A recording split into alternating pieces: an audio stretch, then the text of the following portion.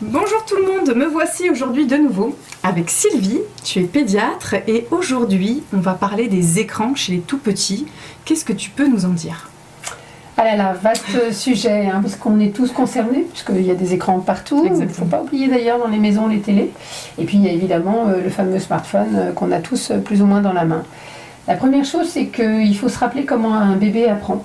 Le bébé, il apprend d'abord dans les yeux de son parent, de son papa, de sa maman. Et si on n'est pas disponible, si on ne le regarde pas droit dans les yeux au moment où on donne le biberon, où on donne le sein, où on est en train de lui parler, voilà, toutes les activités qu'on peut faire, le bain et le smartphone, ça va être encore plus difficile, on est d'accord. Je suis sûre qu'il y en a qui osent.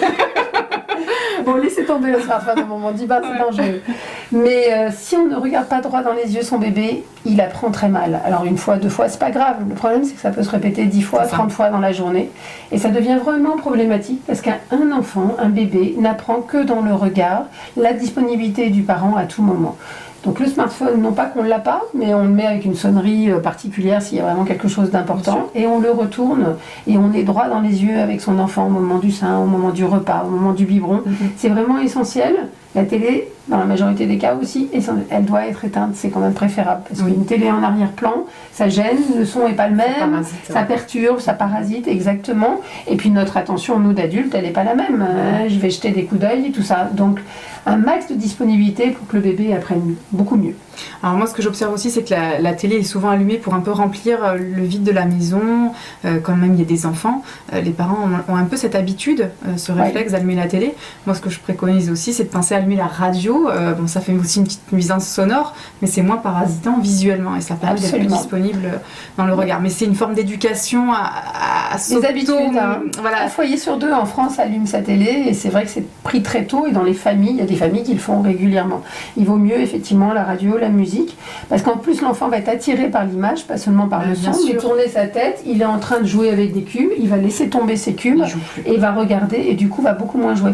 Tout ce qu'on est en train de dire sur le langage, sur le jeu, c'est prouvé par des études. Bien sûr. C'est pas seulement mon constat clinique quotidien, c'est de nombreuses études qui le disent.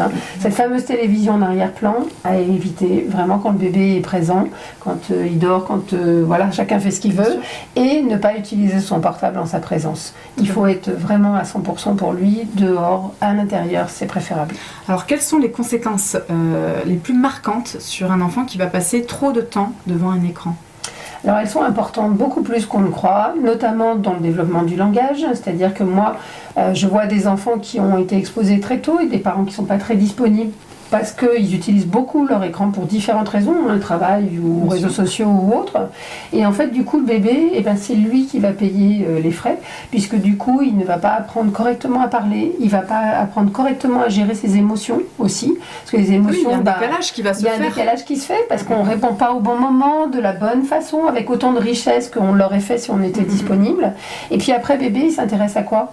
Il s'intéresse à ce qui est dans les mains de son parent. Parce qu'il nous intéresse. Si on avait un hochet ou un nounours, et voilà. Si vous avez le smartphone dans la main, à un moment, le bébé, il va l'attraper, il va le prendre. Alors, il va jouer avec, certes, mais qu'est-ce qui va se passer ? Il va être allumé, il va regarder l'image. Et vous, qu'est-ce que vous pouvez penser comme parent ? C'est peut-être bien en fait, il va apprendre des choses en regardant. Et tiens, il y a YouTube Kids et autres, et il va regarder des dessins animés. Pas du tout. En fait, l'enfant n'apprend qu'avec vous. L'écran l'empêche d'apprendre, vraiment.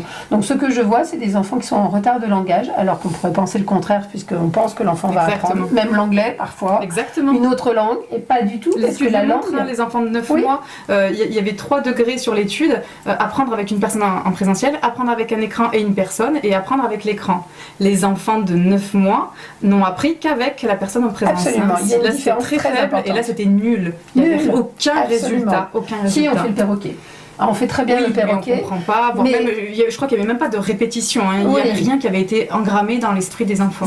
Quand je dis le perroquet, c'est vraiment totalement négatif. C'est-à-dire que je vois des enfants arriver, par exemple, à ma consultation, ils ont 2 ans, ils disent pas un mot, ils disent pas papa, maman, mais ils disent ABCD, voire avec un accent en anglais. D'accord. Donc ils n'ont rien appris, ils ne comprennent pas de quoi il s'agit. Ça, c'est grave. Donc il y a un vrai retard de langage. Méfiez-vous vraiment parce qu'il y a des conséquences importantes. Les émotions, j'ai dit, et puis le sommeil.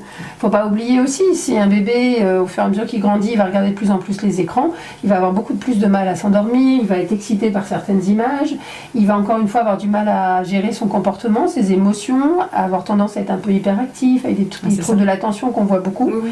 Moi j'ai aussi des troubles de l'oralité qu'on connaît moins, c'est-à-dire des enfants qui n'ont pas appris à manger. On est devant la télé, on est comme ça, on ouvre la bouche très très bien. Non, mais le problème c'est qu'on ne sait plus ce qu'on mange, on ne sait pas ce qui se passe vraiment dans son corps et ce qu'on a absorbé, et du coup on n'a plus le même plaisir. Donc ça touche de nombreuses sphères. Une autre sphère aussi importante qu'on oublie souvent, et chez le plus grand encore plus, c'est le sport, les activités physiques. Et la prise on de n'arrive poids, pas encore, voilà. Mais il y a aussi les capacités cardio-respiratoires sur le plan médical. Moi j'ai des petits enfants qui bougent pas beaucoup, et donc du coup on peut s'inquiéter de ça aussi. Donc ça touche voilà, tous les éléments d'apprentissage. Et les études aussi ont démontré que ça pouvait générer des traumatismes quand ce qui est regardé aux écrans n'est pas adapté pour la tranche d'âge. Absolument. En fonction du développement de l'enfant, parce que c'est pas parce qu'on a par exemple 7 ans qu'on peut regarder tout ce qui est pour les enfants de 7 ans. Si votre enfant a grandi avec des traumatismes déjà antérieurs et n'a pas pu évoluer, il peut pas regarder. Donc il y a ce décalage là qui se crée. Il y a un décalage important dans les images, c'est-à-dire qu'on peut penser, nous, un adulte ou un grand va regarder. Moi j'ai eu un enfant qui était traumatisé par avoir vu des images d'incendie. Ça n'avait traumatisé personne, mais l'enfant n'avait pas la capacité, n'avait pas la maturité pour comprendre cette image, et ça l'avait complètement bloqué, et des troubles du sommeil, des angoisses importantes.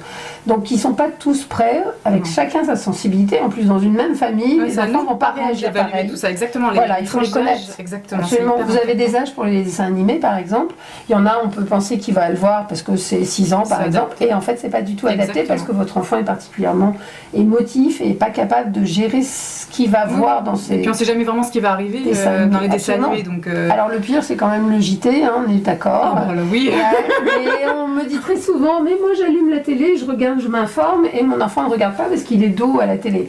Bien certes non, parce que d'abord vous, encore une fois, vous êtes moins disponible, et puis on entend effectivement, et puis l'enfant se retourne.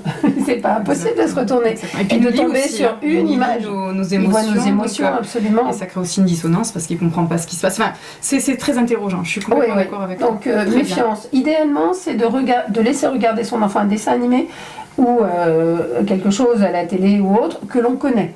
On sait de quoi il retourne, on connaît le début, le milieu, la fin, et on peut en parler ensuite.